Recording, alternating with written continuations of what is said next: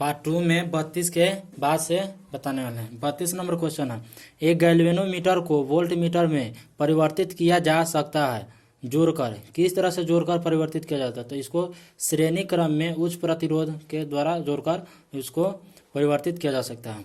अगला क्वेश्चन, चल कुंडल धारा मापी की सुग्राह्यता बढ़ाई जा सकती है। चुंबकीय फ्लक्स बढ़ाकर उसकी धारा मापी की सुग्राह्यता बढ़ाई जा सकती है। गैल्वेनोमीटर में शंट का उपयोग किया जाता है उच्च धारा से उसकी सुरक्षा के लिए। उच्च धारा से उसकी सुरक्षा के लिए गैल्वेनोमीटर में शंट का उपयोग किया जाता है। अनंत लंबाई के एक सीधे तार में 1 एम्पीयर धारा प्रवाहित हो रही है। इसमें 1 मीटर दूर बिंदु पर चुंबकीय क्षेत्र होगा। तो इसका आंसर हो जाएगा सी, 2 × 10⁻7 टी होगा।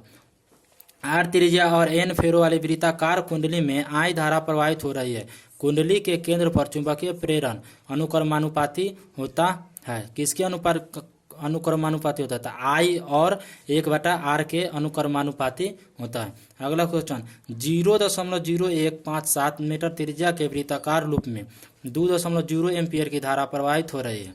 लूप के केंद्र पर विद्युत चुंबकीय क्षेत्र का मान होगा। तो लूप के केंद्र पर चुंबकीय क्षेत्र का मान कितना होगा? तो इसका आंसर हो जाएगा 8 × 10⁻5 टी। उसके बाद है, समान त्रिज्या तथा समान फेरो वाली 2 वृत्ताकार कुंडलियां इस प्रकार रखी गई है कि उनके तल एक दूसरे के समकोणिक है। दोनों केंद्र एक ही बिंदु पर है। यदि प्रत्येक कुंडली में समान धारा प्रवाहित हो तो केंद्र पर परिणामी चुंबकीय क्षेत्र होगा। यानी केंद्र पर परिणामी चुंबकीय क्षेत्र कितना होगा या क्या होगा? तो μ0Ni/√2r। अगला क्वेश्चन है, एक आवेशित कण एक समरूप चुंबकीय क्षेत्र के लंबवत प्रक्षेपित किया जाता है। कण के पथ द्वारा घेरे गए क्षेत्रफल का मान अनुक्रमानुपाती होगा। तो किसके इसमें ऑप्शन है, वेग के अनुक्रमानुपाती होगा या संवेग के अनुक्रमानुपाती होगा या गतिज ऊर्जा? तो इनमें से कोई नहीं। तो इसका हो जाएगा इनमें से कोई नहीं।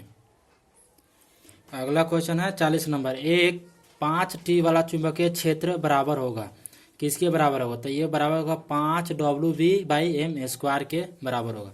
चुंबकीय प्रेरण की विमा क्या होती है? तो इसका विमा होती है m L0T-2T-1।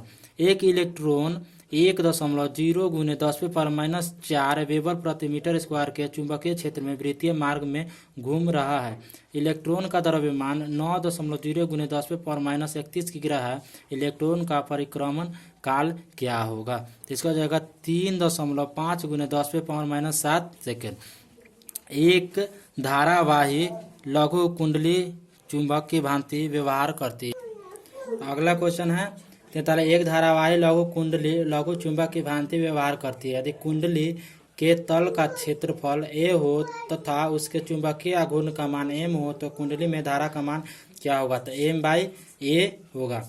एल लंबे तार की यथेच्छा आकृति की बंद कुंडली में I एम्पीयर की धारा प्रवाहित हो रही है। एल लंबे तार की यथेच्छ आकृति की बंद कुंडली में I एम्पीयर की धारा प्रवाहित हो रही है। यदि कुंडली का तल चुंबकीय क्षेत्र B के लंबवत हो तो कुंडली पर बल कितना लगेगा? तो इसका आंसर हो जाएगा 0, यानी कि इस पर बल 0 लगेगा। आर त्रिज्या वाली एक वृत्ताकार कुंडली में I धारा प्रवाहित हो रही है। इस कुंडली को B तीव्रता के समरूप चुंबकीय क्षेत्र के समांतर तल में रखा जाता है। तो कुंडली पर लगने वाला बल आघूर्ण का मान कितना होगा? इसका हो जाएगा πr²IB। किसी चल कुंडल धारा मापी के विक्षेप थीटा और उसमें प्रवाहित धारा में संबंध क्या होगा? तो I बैजेज थीटा, यानी कि ये वेरिएबल है, ठीक है। तो थीटा यानी अगला क्वेश्चन है, तार की एक लंबाई में स्थिर धारा प्रवाहित होती है। पहले इसे मोड़कर एक फेरे की वृत्ताकार समतल कुंडली बनाई जाती है। फिर वही लंबाई कम त्रिज्या की 2 फेरों की कुंडली के रूप में मोड़ी जाती है। उस धारा द्वारा उत्पन्न अब कुंडली के केंद्र पर चुंबकीय क्षेत्र क्या होगा? तो इसका आंसर होगा पहले का मान का 4 गुना हो जाएगा, यानी पहले का 4 गुना होगा। अगला क्वेश्चन है, आर त्रिज्या की वृत्ताकार कुंडली में धारा प्रवाहित हो रही है। कुंडली के केंद्र पर चुंबकीय क्षेत्र B0 है। कुंडली की अक्ष पर इसके केंद्र से कितनी दूरी पर चुंबकीय क्षेत्र का मान B0/8 होगा? तो इसका आंसर हो जाएगा √3r, यानी √3r की दूरी पर। R1 व R2 त्रिज्याओं के दो समकेंद्रिक समतलीय वृत्ताकार लूपों में धाराएं क्रमशः I1 व I2 परस्पर विपरीत दिशाओं में प्रवाहित हो रही है। लूपों के केंद्र पर चुंबकीय प्रेरण अकेले I1 द्वारा उत्पन्न प्रेरण का आधा है। यदि R2 बराबर 2R1 हो तो I2/I1 का मान क्या होगा? I2/I1 का मान निकालना, तो इसका मान हो जाएगा 1। समरूप चुंबकीय क्षेत्र B में L लंबाई का चालक चुंबकीय क्षेत्र के समांतर स्थिर है। चालक में I धारा प्रवाहित करने पर चालक पर बल होगा 0। अगला क्वेश्चन, दो लंबे सीधे समांतर तारों में समान प्रबलता की धारा प्रवाहित हो रही है।